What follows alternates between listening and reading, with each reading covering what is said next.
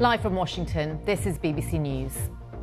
US Special Envoy Steve Witkoff plans to travel into Gaza to find ways to boost aid deliveries amid widespread starvation. Russian strikes on Kyiv kill 16 people despite US pressure on President Vladimir Putin to strike a ceasefire deal. Plus, Mexico secures a 90-day delay on President Trump's tariffs. But for dozens of other countries, Friday's trade deal deadline looms.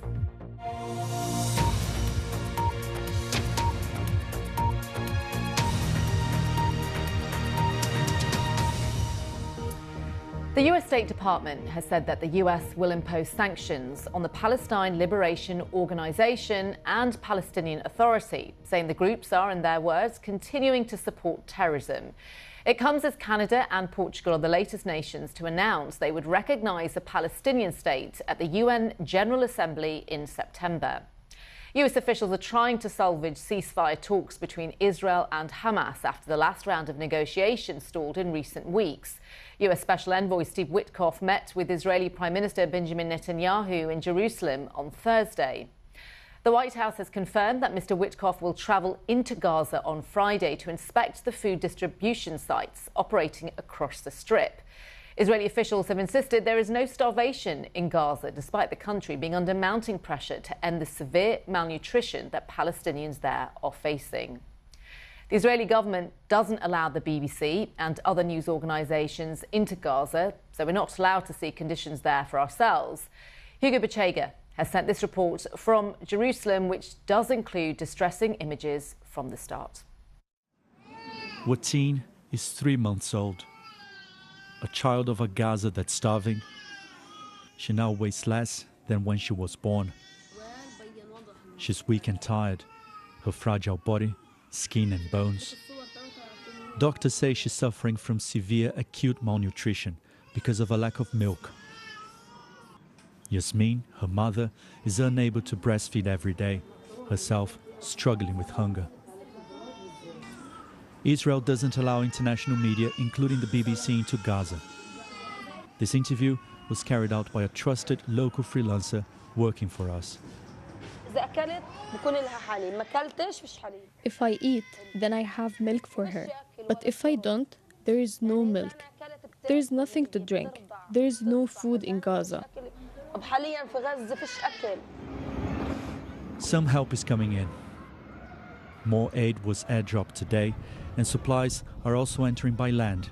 But the UN says Israel is letting in just a fraction of what is needed. In parts of Gaza, this is what getting aid looks like. Desperate crowds stopping convoys to grab whatever they can find. This is a man-made crisis. The UN, aid agencies, and even some of Israel's allies have put the blame on Israeli policies, something that Israel denies. There was another warning today from a UN-backed report on hunger. The worst-case scenario of famine is playing out in Gaza. It's clearly a disaster is unfolding in front of our eyes, in front of our television screens. This is not a warning. This is a call to action. This is unlike anything we have seen in this century. In Jerusalem, the Israeli foreign minister invited international journalists for a briefing. President Trump said there is real starvation in Gaza. Do you accept that there is starvation in Gaza? First of all, it is clear that after almost 2 years of war, the situation is tough. But there is a lie, and the lie is the starvation policies which the international media, including BBC, is cooperating with. And so you're saying President Trump is lying? Don't disturb me. You asked. I respect that, and now it's my turn to answer your question. He didn't really answer it, but went on to say that Israel was witnessing a distorted campaign of international pressure. Help is still not reaching everyone who needs it in Gaza, and many more are likely to die. Hugo Bachega, BBC News, Jerusalem. Here in the US, some Republicans who have been steadfast supporters of the Trump administration have become more vocal against Israel's aid mechanisms. In a post on X, the Congresswoman Marjorie Taylor Greene said this should be absolutely unacceptable, just as we said that Hamas killing and kidnapping innocent people on October the 7th is absolutely unacceptable. And she added, "Are innocent Israeli lives more valuable than innocent Palestinian and Christian lives? And why should America continue funding this?" Now, earlier, State Department spokeswoman Tammy Bruce told the BBC the US remains committed to changing the environment in Gaza and bringing about peace as quickly as possible. Joining me live is the former US security coordinator between Israel and the Palestinian Authority, Lieutenant General Mark Schwartz. It's really good to have you with us, Mark. Can I start off by asking you, what goes through your mind when you see those images coming out of Gaza?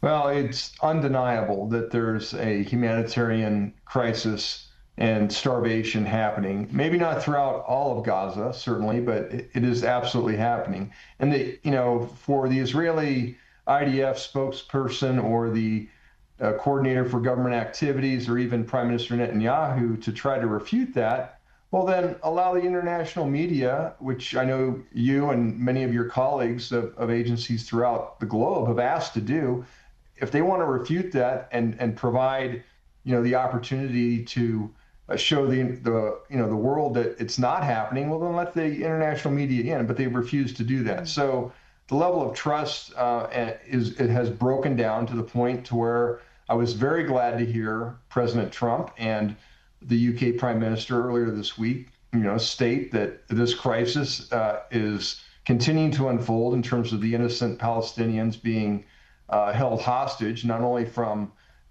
just basic human needs, but also throughout this conflict. So again, I'm very pleased to hear that Mr. Witkoff's going to visit, but I do have a little bit of reservation on that. But I'll stop here because I don't want to monopolize the dialogue. Well, I was going to ask you what your reservation was, but I do want to say, how has it got to this stage? Because the Biden administration was criticised, but it did force the Israelis to let enough aid in at some critical moments. And then now we've got 6 months of the Trump administration. We're seeing starvation. Is there a connection here? Well, I think, there was pressure by the Biden administration from the outset. It started with us sending policy and military advisors into Israel shortly after October 7th and saying, hey, don't make the mistakes we made militarily and also from a humanitarian standpoint, whether it was in Afghanistan or Iraq or even in our operations in ISIS, against ISIS in Syria. So, but it was ignored. And sometimes the Israelis were even obstinate with respect to the advice provided. What's different is that, the aid came in during ceasefires. Well, clearly there's not one on the near horizon now. And Palestinians need to eat every single day, right? They need it. And the children that you highlighted, the infants, they need to have nutrition every single day.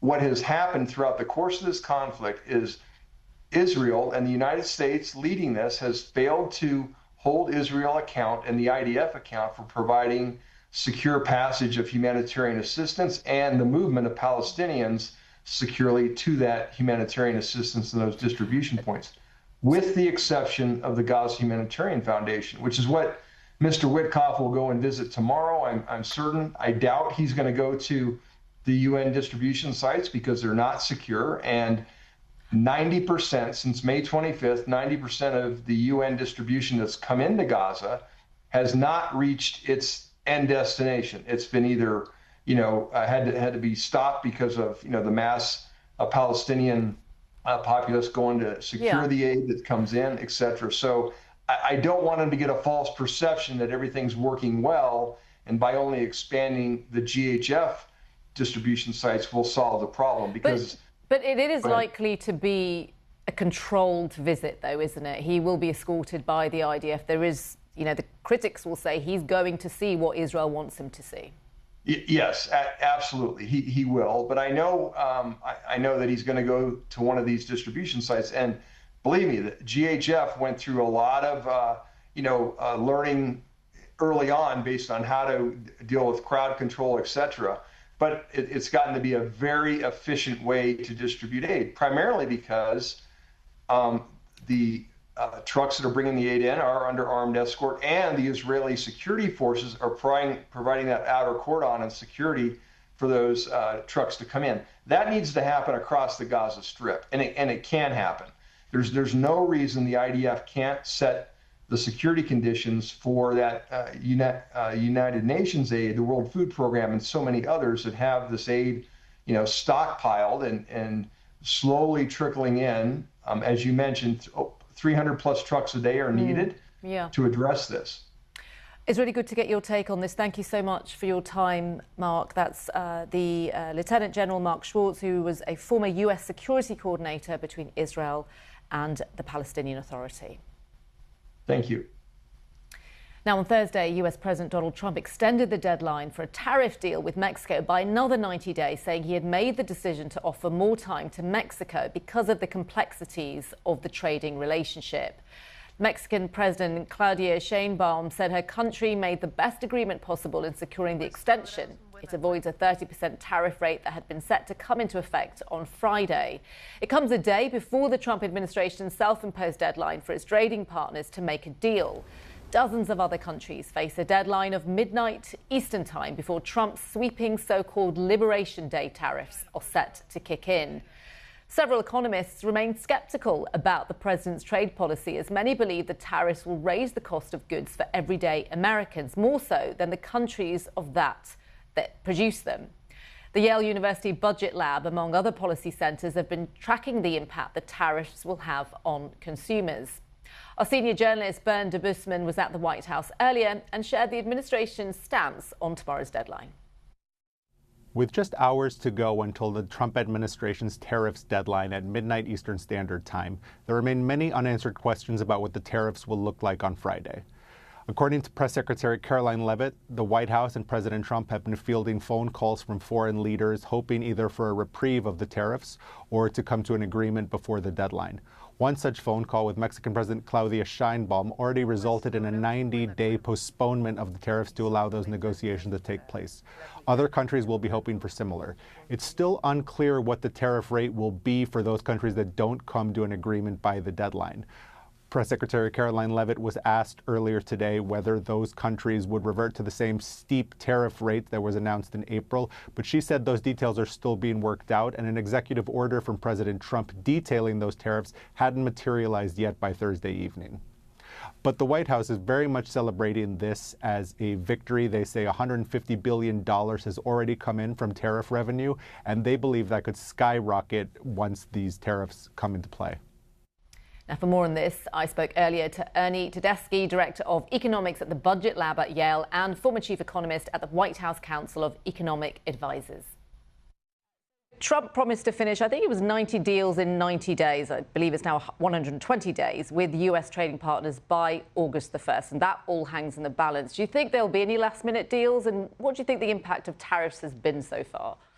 So I expect that we'll see some more announcements tomorrow. The big ones, however, the European Union, China, Mexico, seem to, at least for tomorrow, have been reached. We expect that at the end of the day tomorrow, the average effective tariff rate in the United States will be 18%. That'll be the average rate across all countries and all commodities. We started the year at 2.5%. And that 18% is the highest for the United States since 1934, since the days of the Great Depression. We think that eventually, over the next 2 to 3 years, it's going to raise consumer prices in the United States by just under 2%, with a cost of roughly $2,400 per household per year on average. And we've already seen some signs of tariff effects already passing through to consumer prices. In today's inflation report, durable goods prices rose over the last 6 months, we found out, at the fastest pace since 1987, putting aside the pandemic. So there's already some signs of impact. I guess many Americans watching will say, are tariffs in the end going to be a good thing for this country? Well, like all economic policy, tariffs present a trade-off. I do agree with the White House that tariffs are raising revenue, The new tariffs that have been put in place so far this year have probably raised around $60 billion so far, with $12 billion alone in June and July each. Look, that's significant. That's meaningful. And the United States has an unsustainable fiscal trajectory. Tariffs will certainly help. On the other hand, tariffs lower the prosperity and productivity of the economy, especially over the long run. When you look 5 to 10 years out, and we crunch the numbers with our economic models, we think that the United States is going to be persistently, year after year, 0.4% smaller in inflation-adjusted terms, in terms of the size of its economy. Now, that doesn't sound like a lot to a normal person, but that's like $120 billion smaller economy each year, every year. And that's going to flow through to lower worker pay, lower business revenues. Around the world and across the UK, this is BBC News. This is frontier country. Broaden your horizons. If this is what being a 21st century nomad is all about, sign me up. Caribbean's relationship with the seas are changing rapidly and deepen your understanding. This dish is one of the more exciting dishes in Hanoi. It tastes fantastic.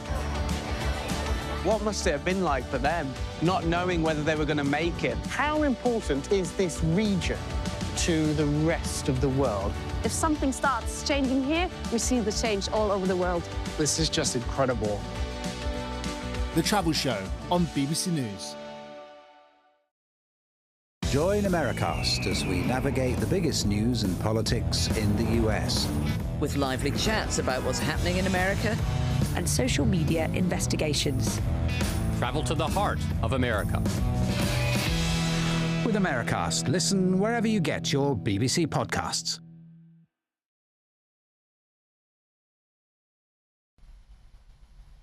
You're live with BBC News. Russia attacked Ukraine's capital overnight, despite President Trump's demand for a ceasefire by next week.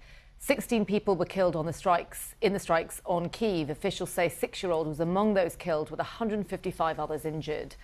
While President Trump on Thursday warned the former Russian President Dmitry Medvedev against provocation, an early morning statement read in part, "Tell Medvedev to watch his words. He's entering very dangerous territory." He was responding to comments from him earlier this week, in which he wrote that each new ultimatum is a threat and a step towards war with Trump's own country. Our correspondent Jonathan Beale reports now from Ukraine.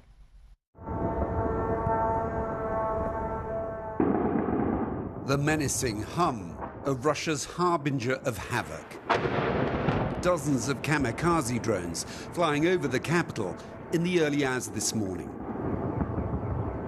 Some taken out by anti-aircraft fire.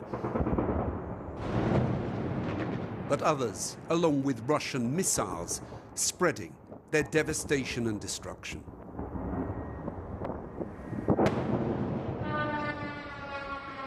Not for the first time, but every attack shreds the nerves of a people who've already endured years of bombardment.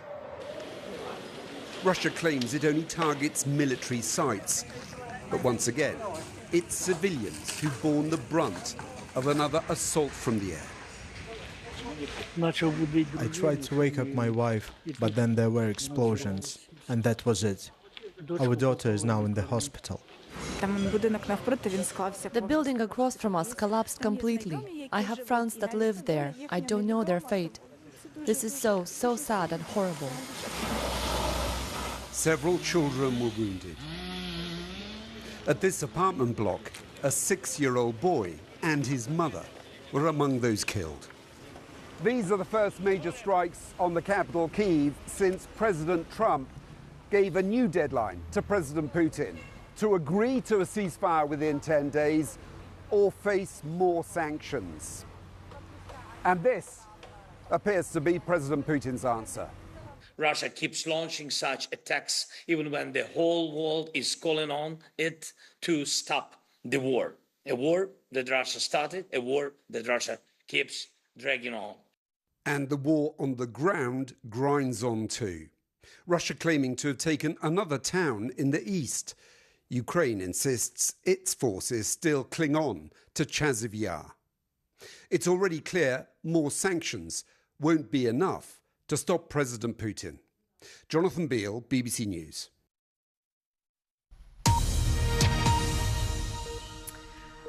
And just to bring you an update, obviously you've got the deadline on tariffs coming at midnight, so a few hours away. And President Trump has raised Canada's tariff rate from 25% to 35%. That's in a new executive order. That's according to the White House. And so the new tariffs will come into effect in just a few hours. So just a recap there, you've got the deadline coming up in midnight, and President Trump has raised Canada's tariffs. He, in a new executive order, and as I mentioned, the tariff deadline is approaching in a matter of hours, and we've seen a flurry of deals made over the last few hours.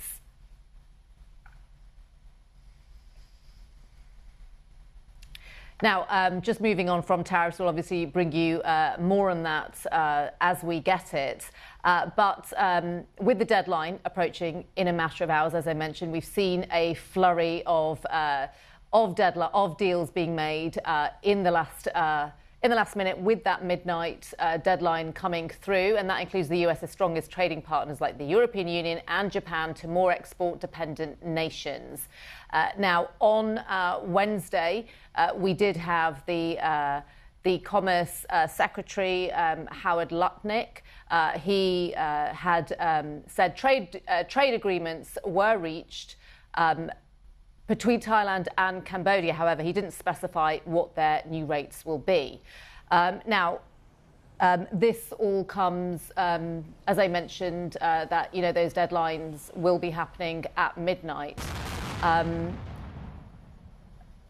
Let's go to Jonathan Head, our correspondent in Thailand, who's got more details on this from Bangkok. Asia is the world's workshop. This factory in Thailand, one cog in a vast production machine. Each of these reels holds thousands of tiny electronic parts, made in many different countries, delivered here at SVI Electronics by robots, which glide silently along the factory floor. Assembly lines like this are the lifeblood of the electronic world in which we all now live. Thousands of companies making components for pretty much any device you can think of. This is quite literally the global supply chain in action. Now President Trump's tariffs have really thrown a spanner in the works. Another Thai factory, this one making rubber components, many destined for the US. It's simple stuff that everyone needs. Brackets for washing machine cables, rubber eyedroppers. Margins are tight. A 36% tariff, they say, could cost them their US market. If we get 36%, then it's going to be terrible for us, frankly speaking. We need the right number so we can, plan ourselves, and we will find the solution how to survive, how to be competitive. But to get the lower tariff rates, Thailand has been under pressure to make concessions, in particular on pork. Thais eat a lot of it, so pig farming is a big business here, and the US wants a piece of it. Thai farmers have been lobbying their government not to give in.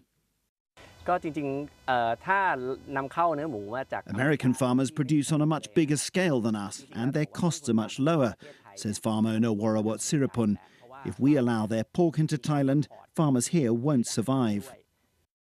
But even with a tariff deal, Thai manufacturers say they still don't know what exactly it will mean for them. So I think what we're seeing a pattern here where Trump, wants to announce to the world a very top line, we've got a deal, and this is the key elements, 40%, 20%, whatever it is. But because there's no detail, then it's not really a deal, because there's so many details that need to be part of that deal. And if they're not thrashed out and agreed, and I don't know how long it would take, then how can we actually implement the so-called deal? Trade has transformed this region, delivering enviable growth. Now President Trump has taken the punch bowl away. And yet the process has been so rushed, countries here still aren't sure if the party is truly over. Jonathan Head, BBC News, Bangkok. Elsewhere, Myanmar's military government has declared an end to a state of emergency put in place 4.5 years ago when it ousted Aung San Suu Kyi's elected government. The military government also says it plans to hold elections in December. No official date's been set, but the vote will be overseen by Myanmar's military chief, Min Aung Hlaing. The military had repeatedly extended emergency powers as it struggled to contain a wave of popular opposition and guerrilla insurgencies. Now, critics say the election will likely entrench military power in the country, and the opposition plans to boycott it.